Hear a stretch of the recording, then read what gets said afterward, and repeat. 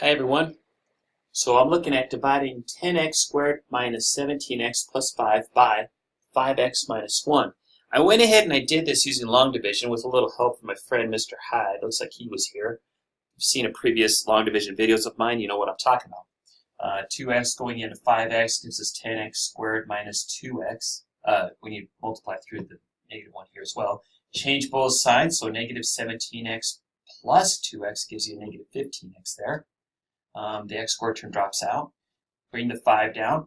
Negative 3 times 5x gives you a negative 15x squared. Negative 3 times negative 1 gives you a positive 3. Change both signs. Don't forget this guy. And the x term drops out. 5 minus 3 is a 2. So the answer is 2x minus 3 plus 2 over 5x minus 1. The question arises, can I do this one using synthetic division because my binomial, or the divisor is a binomial with a degree of 1.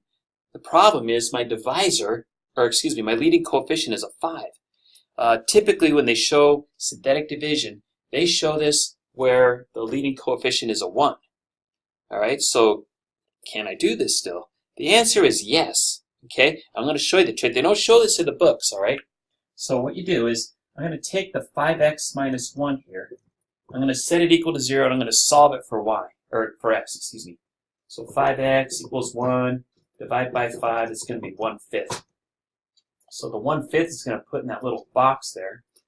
And then over here, I'll put the coefficients in front of each term here. So 10, negative 17, and 5. Draw my line. Bring the 10 down as is, no change. Now I'm going to take 1/5 of 10, or 10 divided by 5, right? So 2. Negative 17 plus 2 is a negative 15. 1/5 of negative 15 is a negative 3. And then 5 minus 3 there is a 2. Okay, let's compare what I've got here with what I've got here.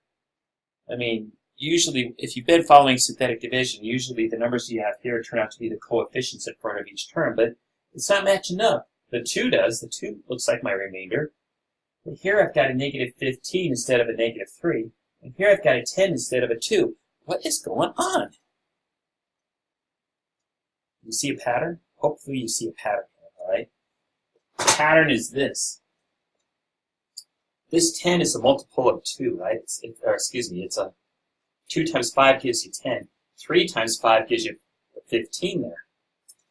So where's the 5 thing popping? Well, here's the kicker. Okay, here's what they don't show in the books. This guy right here in the denominator,